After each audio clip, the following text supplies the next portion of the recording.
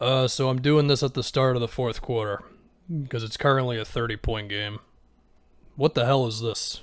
I picked the Nets to win the series, and I'm just like insulted by the Bucks' performance in this. Do I start with the offense or the defense? Do I start with the fact that it looks like their offense is just improving half the time instead of running actual stuff, which to me mainly just needs to be Giannis setting screens or Giannis running handoffs? Because if Blake is not going to be giving Giannis any space, then you have Middleton come up and you have Giannis give him the handoff, and then either it's Middleton open for a pull-up mid-range or something, or they're going to step up, or it creates space is the point that I'm getting at. A Giannis roll, a Middleton something. Instead, it's Middleton just being asked to create things, which results in him taking contested shots, and yeah, they're makeable and whatever, but the point is you're asking him to do too much on top of the guy's just in a crazy slump right now. And there's a lot of possessions where it's just Giannis at the top, and he's just kind of standing there. There's not a lot of motion going on. It's Blake just giving him the space. I mean, in my prediction for this series, I was like, well, maybe the Nets will try to have Blake defend Giannis, and they'll have a wing on Lopez. And I didn't even really give it much thought because I just figured, well, the Bucks will counter that. They have not countered it, which, like, what the hell? I mean, they didn't even look Brook Lopez's way for post-ups until like the second quarter or something, which by then the game was pretty much already over. I mean, Kevin Durant's on him, like Joe Harris was on Brook Lopez at times. Like, Brook can definitely make them pay for doing that. So to me, the biggest thing is, like, look, man, Giannis, he's got to be setting screens, and Giannis needs to be involved in handoff action to where you can take advantage of the space that they are giving Giannis. It would also help if Giannis doesn't take the pull-up threes in transition. I mean, he took one with 18 seconds 18 seconds left to go into a possession or whatever. So yeah, to me, the biggest thing was the Bucks on offense, because on the other end, yeah, like Kevin Durant's gonna make shots, Kyrie is gonna make shots, but the big thing was they were just getting it in transition, and maybe it didn't result in fast break points, but the idea is that they're comfortably getting into sets as opposed to having to walk the ball up in a half court setting because the Bucks are scoring on the other end, right? Now, even with that, there were still problems. I mean, you've got plays where Blake Griffin is cutting to the basket and the Bucks are looking around like, wait a minute, where did he come from? You've got that one play early I think it was the first quarter, where Joe Harris got it from Kyrie really early in a possession, and he just went baseline and hit a reverse layup on him, or they just looked like they weren't ready to defend that quick. Of course, there were still possessions where the Nets were going at Brook Lopez, and I don't remember them specifically because, to be honest, this game ended so fast I stopped super focusing. Because I assumed I was going to be in for a nail biter, so I was like, all right, I'm ready. Let's see, and then, well, never mind.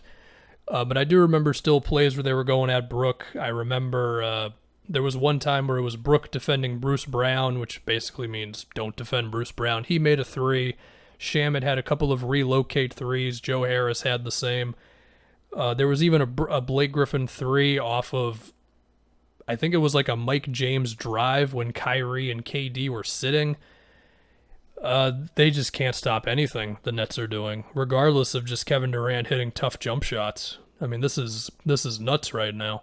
The thing too was there were a couple of possessions where it was in the zone, which running a zone against Kevin Durant. I mean, in the thing, I mean, in my prediction, I was like, I think Kevin Durant's the ultimate zone buster. I don't really bank on them running a zone.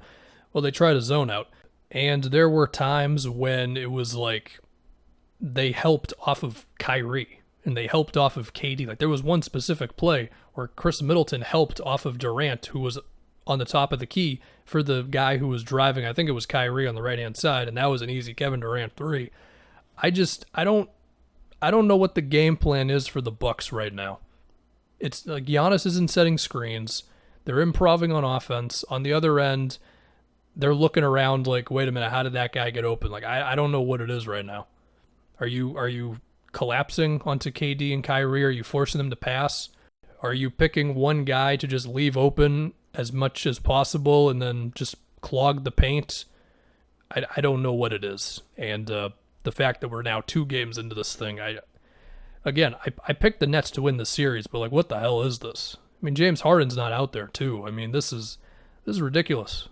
I mean, for Bucks fans, there was some reason to be like, Budenholzer, he's gonna be good in a playoff setting.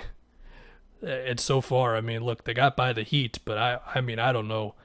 I don't know what this is. Like, to talk about game 3, I'm going to keep harping on it with their offense. It's got to be Giannis setting screens because it just gets everything going.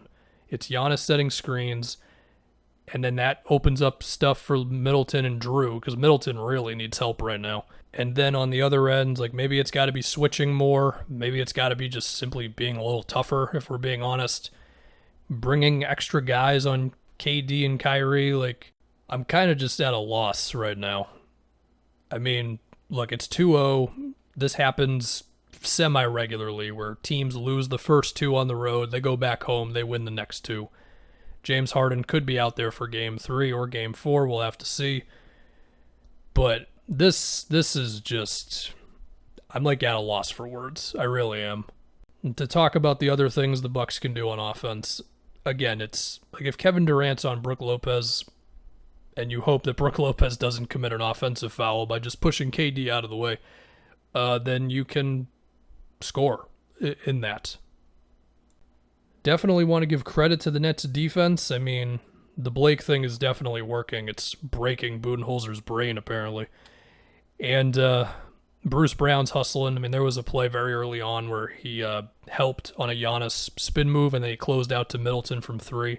But even in that sort of play, it's like, I feel like Middleton could have closed out on him. Like, he could have attacked the closeout, and got to the middle of the floor and got something from there.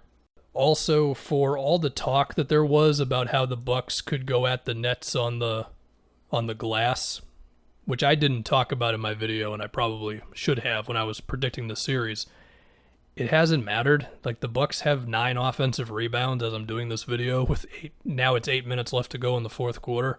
And that's just like where's the fight, man? I mean, sure, KD and Kyrie can make shots and your game plan can suck and whatever, but you could still just dominate them on the glass. I mean, remember the Rockets going at the Warriors when they pushed them to 7 games? A big reason why was because they were relentless on the offensive glass. And this Bucks team isn't even that right now. So, I don't know. This was like, what the hell? That's where I'm at with this at this point. I mean, you got to give credit to the Nets, no doubt about it. And they're, like, if you were someone who was all in on just like, oh, the Nets can't defend, they can't control the glass, any of that stuff, they're definitely showing that they've got the fight for those things. And the Bucks are just not matching that fight right now. They just don't have it. And they're going to go to Milwaukee. It's a must-win game 3. Budenholzer's coaching for his job in game 3. That's obvious. If they're down 3-0, I mean, you might as well just have Budenholzer's bags right next to him on the sideline.